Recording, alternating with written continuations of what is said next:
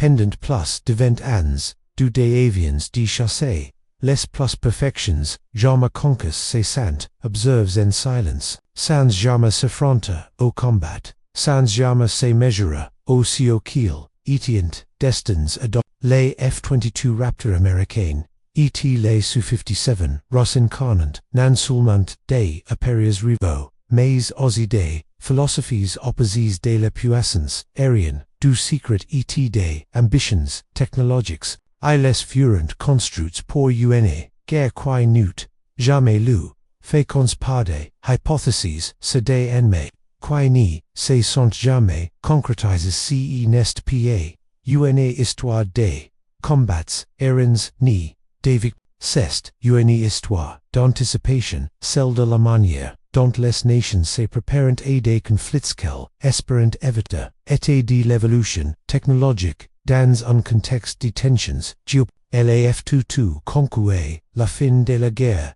fluidité optimise pour la suprématie, le Su-57, quant à lui, est né dans un contexte différent, marqué par des contraintes budgétaires, une stratégie asymétrique, et une conception changeante du combat aérien, pour comprendre l'importance de ces avions aujourd'hui. Il faut retracer leurs origines, leurs innovations, leurs limites, et leur héritage, car, même sans un seul affrontement direct, cette guerre furtive, audacieux profondément, transforme le combat aérien moderne, bien avant l'apparition des avions furtifs. Le combat aérien était régi par une vérité implacable, celui qui apercevait l'ennemi en premier survivait. Dès les débuts de la guerre aérienne lors de la Première Guerre mondiale, la conception des chasseurs s'articulait autour de la vitesse, de la latitude et de la puissance. De fut, les pilotes s'appuient sur leur vue, leur instinct, et plus tard, sur le radar. Mais la visibilité demeurait le facteur à mesure que la détection s'améliorait, les armes conquestes pour l'exploiter progressaient au milieu du cycle. Le combat aérien ni se résumait plus à la manœuvre. Il s'agissait désormais d'obtenir des informations. L'introduction du radar pendant la Seconde Guerre mondiale, à marque alternante, les avions n'étaient plus invisibles à l'horizon. Ils étaient measurables, trackables, et de plus en plus vulnérables. Avec l'expansion des réseaux radar durant la guerre froide, les avions de chasse sont devenus plus rapides et volantes, plus hautes, cherchant à distance, au lieu de passer les menaces plates, quoi les éviter. Mais la vitesse seule ne pouvait pas vaincre les lois de la physique. La technologie des missiles et progresse plus vite que les performances des avions, réduisant les temps de réaction et transformant l'espace aérien en un environnement mortel. Régi par les données ce déséquilibre engendre un nouveau problème stratégique. Si la détection était inévitable, comment les avions pouvaient-ils survivre dans un espace aérien lourdement? La réponse ne résidait ni dans les moteurs, ni dans l'armement, mais dans les mathématiques. Dans les années 1960 des chercheurs éthiopiens les signatures radar découvrant que la forme d'un objet importait autant que sa taille. Certains angles permettaient de réfléchir l'énergie radar loin de la source, au lieu de la renvoyer vers elle. L'implication était radicale. Un avion pouvait être conçu non pas pour échapper aux radars, mais pour les tromper. Les premières expériences étaient rudimentaires et profondément imp. Les formes de facettes réduisaient les échos radar, mais nuissaient gravement à la. Les ordinateurs suffisamment puissants pour modéliser ces interactions étaient rares, même lorsque la théorie fonctionnait sur le papier. Sa transposition en un avion fonctionnel semblait irréaliste. La plupart des forces aériennes rejetaient l'idée, la considérant comme une curiosité technique, plutôt que comme une solution viable. La vitesse, latitude et le brûlage électronique restaient les principaux axes de la doctrine. Pourtant, le contexte stratégique poussait sans cesse les concepteurs vers l'in. Dès les années 1970, les systems de missiles, céléritanéen, UNA precision les pace aérienne Odysseus des, Sibyls majors, se couveret de radars, de missiles, et d'interceptors, le coût des pâtés, de pilots, et d'euronus dans, CE context, meme uni reduction, marginally de la detectabilité, devenez, des programmes experimentaux commensurant, discretement a, explorer les technologies non-PA pour créer des avions, de combat mais pour permettre la pénétration des défenses, ENNEMIES.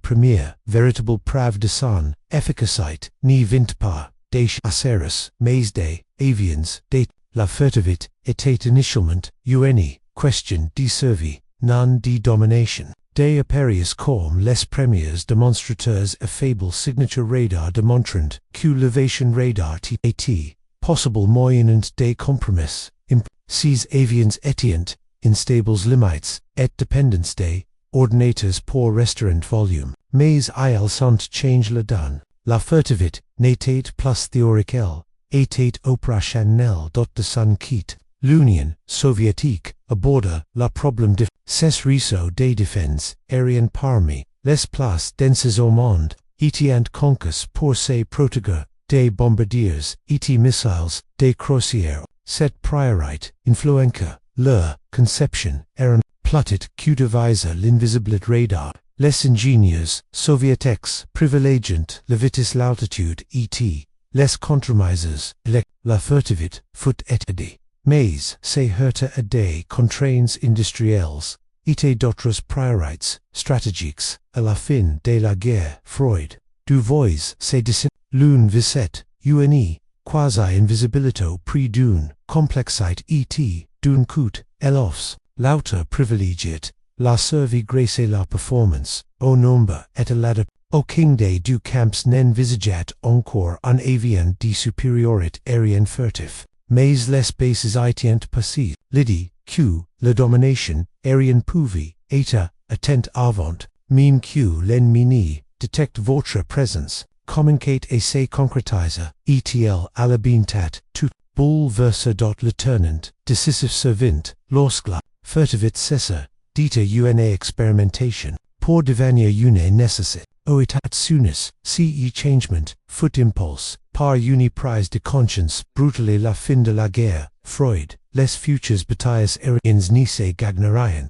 plus uniquement par la vitesse, les radars, missiles, et intercepteurs, soviétiques avaient, atteint leur pleine maturité, et formaient, désormais un système, intégré capable, de contrôler l'espace, aérien du décollage, à l'atteinte de la pour garantir la supériorité, les chasseurs américains deviant opérer dans des zones où la détection elle-même était incertaine. Cette prise de conscience a donné naissance au programme Advanced Tactical Fighter, un effort visant à remplacer la F-15 par un appareil fondamentalement différent. L'objectif n'était pas une amélioration progressive mais la domination par l'invisibilité, la connaissance de la situation et la capacité de neutraliser l'ennemi. Dès la première tir, deux équipes concurrentes sont alors formées. L'une était dirigée par nom de l'entreprise, suppayant sur son légendaire nom de l'entreprise. L'autre était dirigée par Northrop. Toutes deux étant confrontées au même défi, créer un avion furtif, capable de se passer n'importe quel appareil en combat aérien. La personne résidait pa dans une invention unique, mais dans la convergence de plusieurs technologies. Les matériaux absorbant les ondes, radar réduisant les des surfaces soigneusement, alignées diffusant l'énergie, radar loin des émet, les suits et armement internes éliminant, les points d'import exposés, plus important encore, les systèmes de commands, de volume numériques permettant aux concepteurs de s'affranchir des principes traditionnels de stabilité aérodynamique, les formes ainsi obtenues étant efficaces pour la furtivité, mais non pour le volume. L'informatique alors comble ce manque. Le prototype de Lockheed, le F-22, a démontré cette synthèse en 1990. capable du vol n, supercroisier, aune, vitesse, supersonique, sans post-combustion. Il restate, difficilment, detectable. Il fusionate, les données radar. Les systems d'aide et la décision, electronics et les liaisons de données, en une image unify pour la pilot. Le peril n'était pas seulement difficile et il était conçu pour voir en première, décider en première, etr en première. Lorsque le F-22 remporte la compétition, les F-22 Raptor deviennent les premiers véritables chasseurs furtifs des supériorités au monde. Dans l'ex-union, un processus parallèle, mais très différent. C'est de l'effondrement de leurs bouleverses, les financements, les chains d'approvisionnement et la stabilité.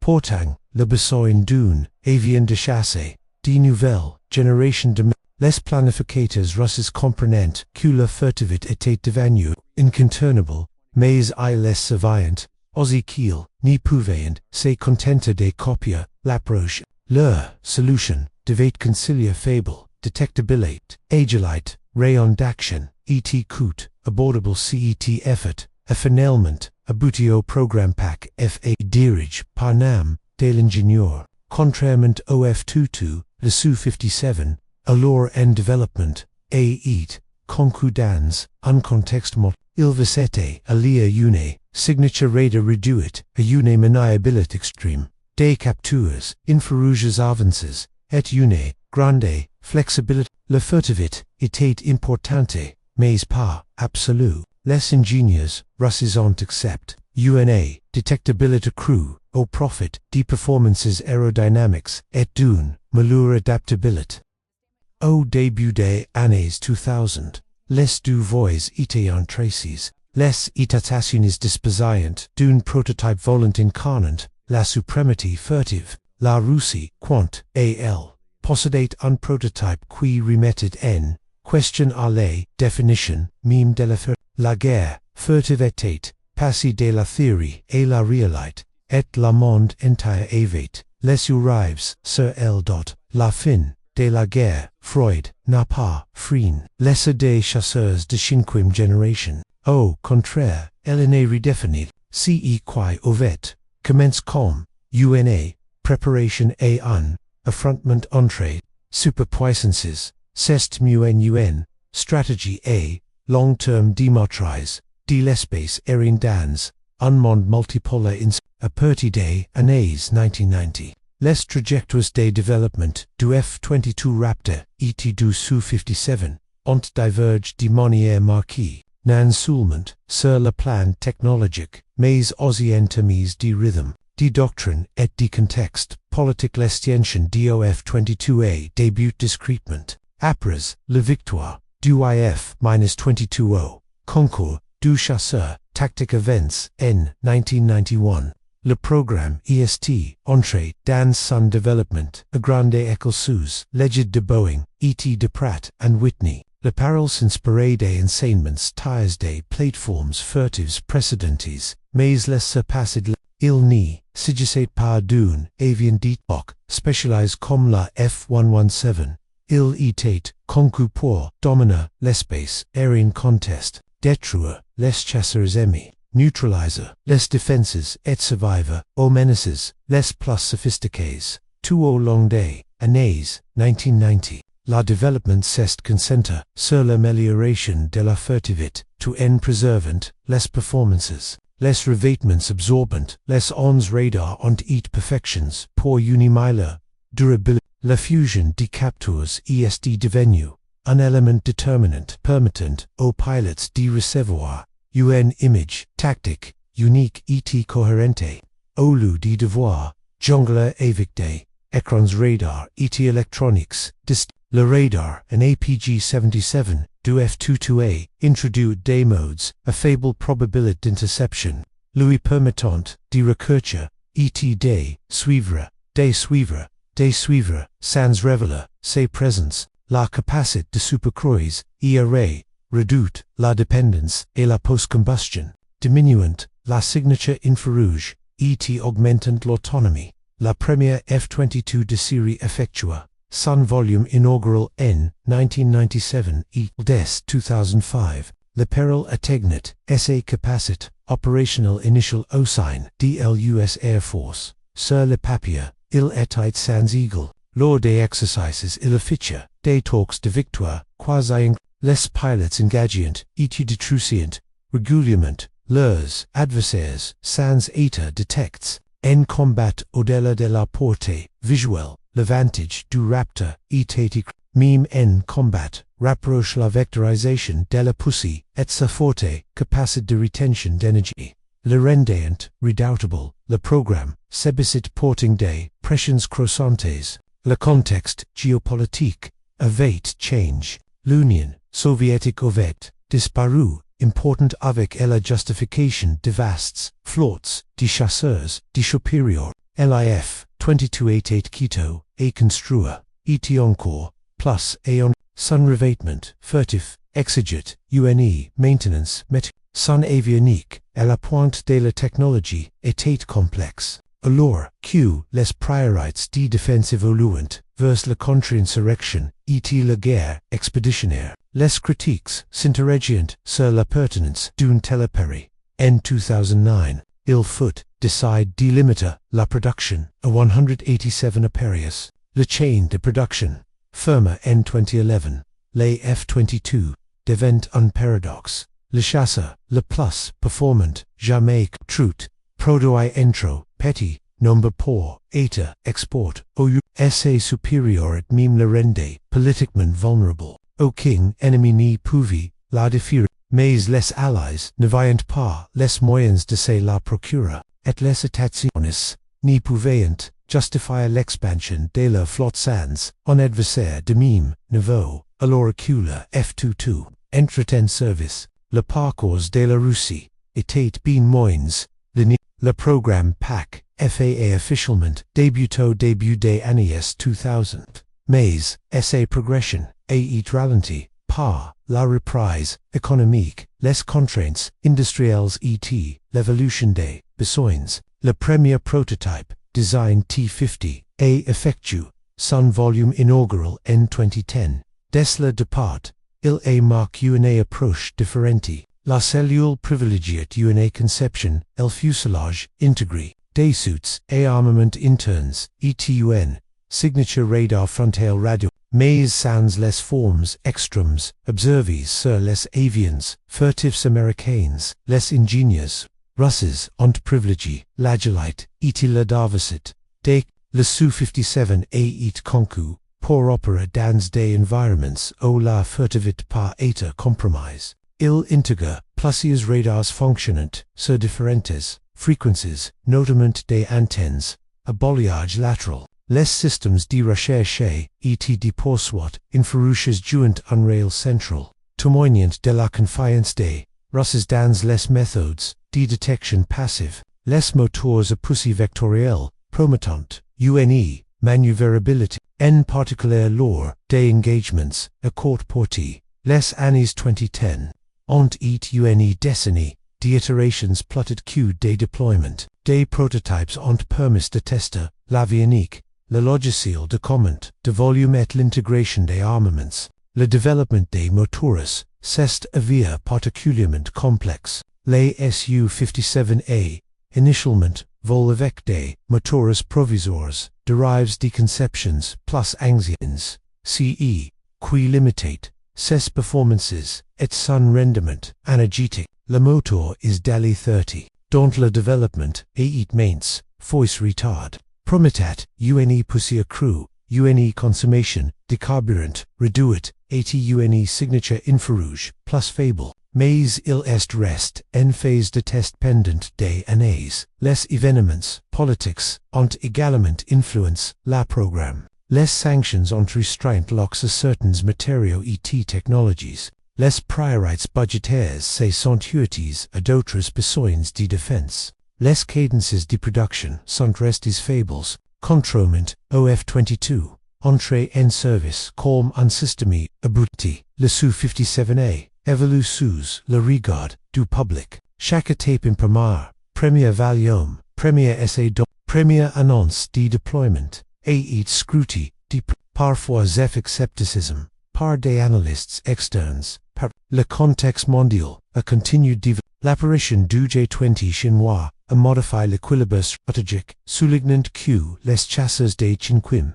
génération n'atteignent plus le panache des seuls appareils de combat. La doctrine du combat aérien commence à privilégier les réseaux plates, les liaisons de données, les satellites et les systèmes sans pilote sans devinis, des multiplateurs des forces. La F-22, malgré son gige, est restant pilier de la suprématie aérienne bénéficiant de mises à niveau progressives grâce à des captures et UN interoperabilité amelias LASU 57 EST entrée en service dominer limité à la fin des années 2010 en nombre bien inférieur aux prévisions initiales. Son rail operational est restflow présenté comme une plateforme multirole capable d'assurer la supériorité aérienne. Les frappes, et la guerre électronique, ces véritables attouts étant encore à définir. Contrairement au F-22, il est conçu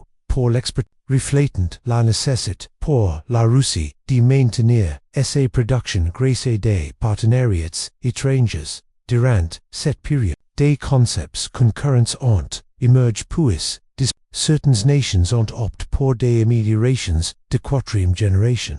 Moins coûteuses comme alternatives à la fin, d'autres ont investi massivement dans des systèmes de combat sans pilote, pourtant aucun substitut crédible à la supériorité aérienne des cinquième génération ni c'est pliement les avions des chasseurs furtifs sont restés généraux, complexes et politiquement, mais aussi d'autres de capacités uniques.o, début des années 2020. La phase d'ascension avait mis en évidence la contraste. La F-22 s'imposait comme un instrument de domination sophistiqué et spécialisé. Sa production était gelée. Mais ses capacités restaient inégales. La Su-57, quant à lui, incarnait l'adaptabilité malgré les contraintes, moins furtive sur le papier, mais flexible dans sa conception. Et toujours en évolution. Ces deux appareils reflétant les réalités stratégiques de leurs concepteurs, ils n'y s'étaient jamais affrontés au combat. Ils n'avaient jamais testé leurs limites l'un contre l'autre, mais grâce à des exercices, des déploiements et un perfectionnement constant, ils ont fécond la manière dont les forces aériennes du monde entier envisagent la puissance. La dissuasion et l'avenir du ciel. La véritable révolution des chasseurs des cinquième génération ni s'est produite lors d'un unique combat aérien ou bataille décisive. Elle s'est opérée discrètement à travers la doctrine, les choix d'acquisition et l'influence croissante de la puissance aérienne sur les décisions politiques. Le facteur déterminant n'a pas été le combat, mais la confiance. Pour la première fois depuis l'avènement de l'art du jet, les forces aériennes ont commencé à planifier leurs opérations en partant du principe qu'chaque camp pouvait cibler et frapper sans rencontrer des réelles oppositions aux états. Le F-22 a profondément modifié la conception de la supériorité. Sa présence a permis aux planificateurs de prendre le contrôle de l'espace aérien. Contestés les premières airs d'un conflit, des exercices ont démontré que les chasseurs de quatrième génération classiques, même en supériorité numérique, peinaient à survivre face à un adversaire privilégié. Le CE constate à entrer un recent trade des investissements, passant de la simple augmentation du nombre de périls, à la qualité, à l'intégration, et à la maîtrise de l'information. La supériorité aérienne n'y consistait plus seulement à reporter des combats, mais aussi à les empêcher de se produire. Ce changement eut des répercussions. Les alliés qui n'y pouvaient se procurer la F-22, en raison de son interdiction d'exploitation adapteront leurs stratégies en fonction de l'interopérabilité avec les moyens furtifs. Les campagnes aériennes furent conquêtes en partant du principe que les plateformes furtives neutraliseriant, les chasseurs et les défenses ennemies, permettent, NCO, forces de renfort, dorper, avec, unrisqué, redu, le concept de puissance aérienne et plus niveau avec, les avions furtifs en son cours, devant la doctrine de planification, standard de l'automne, l'expérience russe, engendre, unchangement, de proche, different, le Su-57 a vu le jour, dans un contexte où la supériorité aérienne, absolue n'était, ni abordable, ni avoidable, ni au lieu de fonder la doctrine sur une plateforme, unique et dominante, les planificateurs russes ont privilégié la flexibilité, la Su-57 était conçu pour opérer au sein d'un système plus vaste, intégré aux défenses aériennes terrestres, aux moyens de guerre électronique, et aux missiles à longue portée. La furtivité était considérée comme une variable parmi d'autres et non comme l'élément déterminant. Cette divergence reflétait des réalités sociétales et économiques plus proactionnes des budgets de défense soutenus ont permis le développement de plateformes sophistiquées et créées, optimisées pour des missions spécifiques. En Russie, les contraintes ont favorisé des conceptions polyvalentes, capables de s'adapter à l'évolution des rails. Il n'a résulté non seulement d'aéronefs différentes, mais aussi de philosophies de la guerre distinctes, l'une axée sur la contre préventive,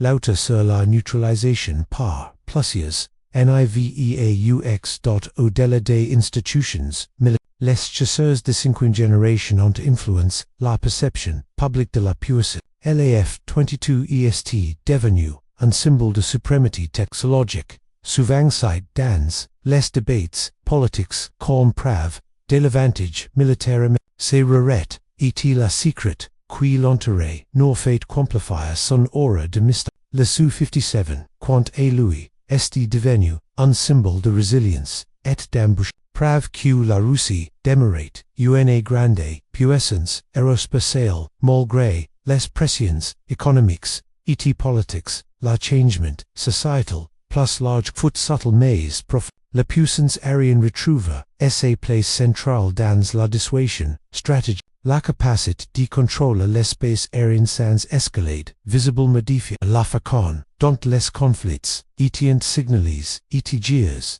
Les avions furtifs ni promettent pied seulement la victoire à la guerre. Ils permettent un levier d'influence en temps de part. Leur simple présence influencait les calculs bien avant la première coup de feu au milieu des années 2010.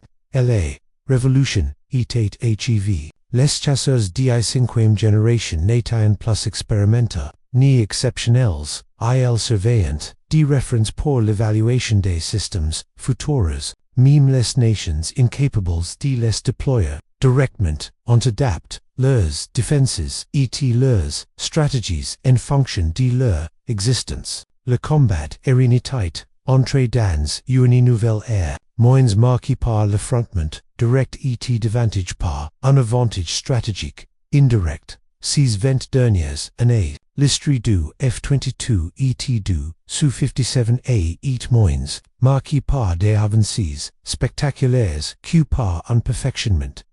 Ces deux appareils sont entrés dans une phase où le logiciel est devenu aussi important que la structure métallique et l'intégration plus que les performances brutes. Les chasseurs de cinquième génération sont devenus des éléments d'un système plus vaste et n'ont plus d'armes isolées pour la F-22. Cette période a été marquée par la montée en conditions opérationnelles et la modernisation, sans expansion. La production agencée, l'US Air Force est concentrée sur la préservation d'une flotte réduite et performante dans un environnement opérationnel en constante évolution. Des améliorations progressives ont permis d'optimiser la fusion des capteurs et la résilience face à la guerre électronique et le partage des données avec d'autres plates. Le rail du Raptor a subtilement évolué d'un prédateur solitaire de premier plan. Il est devenu un multiplicateur de force, ouvrant l'espace aérien operations, inter-armies, ETD coalition, Lunday. Changements less plus importance, AE to la connectivite, les premiers F-22 ontit, conçus, AUNEPAC, o les riso, nate and PA, encore omnipresence, au fil du temps, les misses et nouveaux, ont amélioré, l'interopérabilité avec, les plateformes plus récentes notamment, avec d'autres, avions, furtifs, et des systèmes de commandement, et de contrôle. Thella, a permis OF, tutu de guide, les armements d'autres aéronefs, de partage, des données, de ciblage, d'opéra, au sein, d'une chaîne de destruction distribue, SA valeur, residate, D plus N plus, dans, CE kiel, permittate, ET, nan plus seulement, dans, CE kiel, detrusate, parallelement, les limitations, sant devenues, plus evidentes, le tail raduit, de la flotte, limitate, la disponibilité, les exigences, de maintenance demurient, la conception initial de l'avion privilégiate, la supériorité aérienne, restreignt, ainsi, ses capacités de frapper. Ces facteurs ont alimenté les débats sur la rentabilité, et accélère, développement d'une successeur de nouvelle génération, plotted, qu'une refonte majeure, dot la phase, contemporaine, du souhaité aetars différentes. L'UDC, stabilizer dans une configuration fixe. A continued la production a faible cadence a permis aux ingénieurs, russes d'integrer les enseignements tiers d'essays et d'une utilisation opérationnelle limitée. L'avenir, les capteurs et les systèmes de guerre électronique ont et perfections progressivement. Le moteur de nouvelle génération, tangata, s'est rapproche de essais mis en service promettant des performances et une efficacité accrues sur le plan opérationnel. La Su-57 est conçue comme un appareil multirally capable de mener des combats, des missions, de frappe, et d'assurer la coordination avec des systèmes sans pilote. Les doctrines russes mettent de plus en plus l'accent sur la collaboration entre systèmes pilotes et non-pilotes. Le Su-57 servant de centre de commandement pour les drones effectuant des missions de reconnaissance au lieu des frappes, ce qui reflète une évolution plus large vers des operations, distribution visant à compléter le ciblage ennemi et à réduire les risques pour les pilotes. Les enjeux et l'expérience ont également influencé le développement du Su-57 contrairement au F-22. Il n'a jamais été conçu pour un usage exclusif. Les efforts marketing ont mis en avant son adaptabilité et son coût par rapport aux appareils occidentaux. Malgré succès mitigé l'export, cette priorité addict les choix de conception, privilégiant la polyvalence et la spécialisation à l'échelle mondiale. La présence de ces aéronefs a bouleversé les calculs stratégiques, même sans deployment à grande échelle. Les adversaires potentiels élaborant leurs stratégies en partant du principe que des chasseurs furtifs peuvent être présents. Les systèmes de défense aérienne ont été adaptés pour contre les cibles furtives grâce et des radars multibands et des captures en réponse. Les avions furtifs ont davantage requis et la guerre électronique et l'intégration cybernétique et aux tactiques coopératives. Des questions ethics et stratégiques se posent, le furtivité réduit le délai de l'arty, raccourcit les cycles de décision, et accroît la risque d'appréciation, le passé des capacités complique le contrôle des armements, et à mesure que les chasseurs de cinquième génération opérant plus près des frontières contestées, leur présence peut symboliser la dissuasion, ou provoque une escalade. Sans que celle coup de fusil soit tiré. Aujourd'hui, les F-22 demeurent une référence en matière de supériorité, même si son rail s'est restreint, et que son remplacement est la Su-57, quant à lui, est en constante évolution. Ses capacités s'estendent progressivement et son utilité précise. Ces deux appareils évoluent dans un monde la domination repose moins sur des plateformes, individuals, Q sur des systèmes, D systems, la guerre furtive, c'est poursuite, nan plus sur le champ, debit, mais par, UNA, adaptation, permanente. Pour comprendre l'héritage du F-22 Raptor et du Su-57, il est utile d'examiner si équatate le combat aérien avant leur apparition et si qu'il est devenu épris avant les chasseurs de cinquième génération, la domination aérienne était disputée, temporaire, et les pilotes s'y attendaient, et étaient repairs, les parties étaient considérées comme inevitables. Le contrôle de l'espace aérien était un enjeu de lutte constante, mission épris, mission avec l'entrée en service des chasseurs, furtifs des supériorités aériennes. Cette conception est discrètement évolue, les F-22 redéfinit la notion des supériorités aériennes. Il a prouvé qu'avions pouvaient pénétrer dans un espace aérien contest, détruire des chasseurs ennemis étaient repartis sans jamais être véritablement la détection était plus garantie. Les engagements pouvaient être décidés avant même que l'adversaire ne se sentait menace. Fella a transformé le combat aérien, passant de menus réactifs et un contrôle. La phase la plus importante d'un combat est devenue celle dont l'ennemi n'a jamais perçu le début. Ce changement, approfondiment, modifie la doctrine, l'entraînement, les acquisitions et la stratégie à travers le monde cessant adapte à l'idée les conflits futurs débuteraient dans des conditions les systèmes de défense aérienne ont évolué non plus pour neutraliser les chasseurs ennemis au combat, mais pour les locant et mis sur les risques, les captures et la fusion de l'information, UNE. Course à l'armement exi, sur la connaissance platite, Q, sur la vitesse, le héritage du Su-57 est différent, mais nan moins important. Il est remis en question l'idée qu'une seule voie était possible pour la conception des avions de cinquième génération, en combinant discrétion, extrême maniabilité, diversité, captures, et polyvalence. Il a démontré que la capacité de survie pouvait reposer autant sur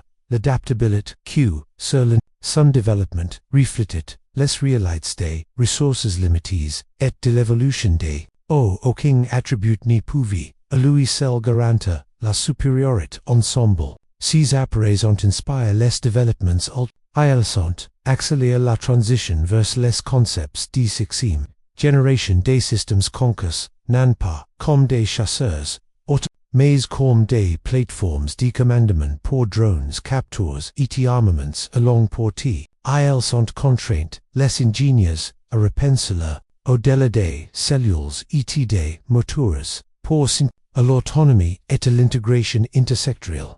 Leur impact, le plus durable est, pété d'ordre psychologique, la conscience de la présence potentielle d'un aéronef invisible à modifier la perception de l'espace aérien. La dissuasion opère, décimés, dans la silence. La puissance s'exprime non par des formations massives ou des protrudes visibles, mais par l'absence par ce qui n'est pas vu, suivi au contest. La guerre furtive entre la F-22 et la Su-57 n'a jamais eu lieu sur la champ de bataille, mais son influence est omniprésente dans la doctrine, dans la conception et dans les hypothèses qui régissent la guerre moderne. Leur héritage est d'acier, inscrit dans le ciel. Section 8, Perspectives d'avenir, tendances et spéculations. Prochain chapitre de la domination aérienne c'est designé d'acier et sciences nettement différent de la qui est donne naissance au F-22 ETO. Su-57, l'avenir repose moins sur un seul avion décisif et davantage sur des écosystèmes de capacités. O les chasseurs pilotes, les systèmes sans pilote, les captures et les réseaux fonctionnant de concert. La planification s'oriente décimés vers un concept de successeur, souvent décrit comme UNA, famille de systèmes. Des programmes comme celui-ci Vicente de Passa, les limitations des chasseurs, des cinquième génération les plus avances, platit, que de maximiser, la furtivité d'une seule appareil, le chant est misseur, l'adaptabilité, mises à jour, le gésios rapides, charges, utiles, modulaires, integration, transparent avec des, alias, le furtivité, demeure importante mais, LSD, décimés, associé la guerre, et la cyber-résilience, et des armaments, et long, porti, conçus, pour opéra, dans des environments, fortement contest, s.la, trajectoire, de la Russie sud, UNA, direction BQ Ficani Parde, contraintes différentes, la Su-57 devrait servir de passerelle pluted Q, dissolution finale, coordonner les drones, étendre la portée des, captures et lancer des arms along portée des distances, plus les améliorations progressives, notamment au niveau des moteurs et de l'avionique, se poursuivront probablement, mais l'urgent est désormais, monsieur, la coopération entre systems, pilots et non-pilots et, sur une multiplication des forces rentable, plotted Q, sur la domination absolue d'une seule plateforme, partout dans le monde, les forces aériennes se préparent à un champ de bataille, où la détection est fugace et les cycles de décision se reduisent à quelques secondes. L'intelligence artificielle Java, Unreal, D plus N plus Central, assistant les pilots dans la priorisation des menaces, la gestion des captures, et la planification des missions, les armes hypersoniques et les systèmes de défense aérienne avances, complexifiant encore la situation, réduisant la marge d'air, dans cet environnement, la survie pourrait, dépendre moins, de l'invisibilité, que de la coordination, et de la rapidité, de la prise de décision, des questions demeurant, sans réponse claire, la furtivité, peut rester efficace, face à la diversification des technologies, les systèmes sans pilot remplaceront un jour les avions de chasse, pilots en première ligne des combats, la concentration de tels capaces dans des systèmes enrichis crée-t-il de nouvelles vulnérabilités. Ces incertitudes alimentent les débats au sein des instances de défense et parmi les décideurs politiques. Ce qui est clair, c'est que la guerre furtive entre la F-22 et la Su-57 n'a pas marqué une fin, mais un commencement. Elle instaure les règles d'une nouvelle ère, où la puissance se mesure non seulement aux capacités d'une avion mais aussi à sa capacité d'interconnexion, d'adaptation, et de résistance. Les cieux de demain n'y seront plus dominés par un seul chasseur mais par des systèmes capables de penser, de percevoir et d'agir plus vite que leurs adversaires. Section 9. Conclusion et appelée, l'actionnelle histoire du F-22 Raptor et du Su-57 n'est pas celle de batailles, mais celle d'avenirs imagines, issus, d'époques, d'économies, et de philosophies différentes. Ces appareils illustrant comment les nations se préparent au conflit, encherchant à la prévenir, l'on recherche la quasi-invisibilité, et la suprématie aérienne absolue, l'autre un équilibre entre furtivité, adaptabilité et résilience, aucun des deux n'a jamais été confronté à l'autre en temps de guerre, et pourtant tous doivent profondément transformer la conception, le déploiement et la compréhension de la puissance aérienne. Leur héritage perdure dans la doctrine, la dissuasion et les principes qui régissent désormais le ciel. Les combats aériens n'y se définissent plus par ce qui est vu, mais par ce qui est pas, qui contrôle l'information, le timing et la connaissance de la situation avant même le premier coup de feu. La guerre furtive qui n'a jamais eu lieu et porting to change. Si vous avez trouvé cette analyse approfondie utile, j'aime la vidéo partageuse, la avec d'autres passions, d'aviation et d'histoire, militaire partage, votre aviseur, la philosophie, que vous trouvez la plus convaincante, abonnez-vous pour découvrir d'autres documentaires de grande qualité comme celui-ci car, parfois, Les guerres, les plus importantes sont celles, quini, commencent jamais.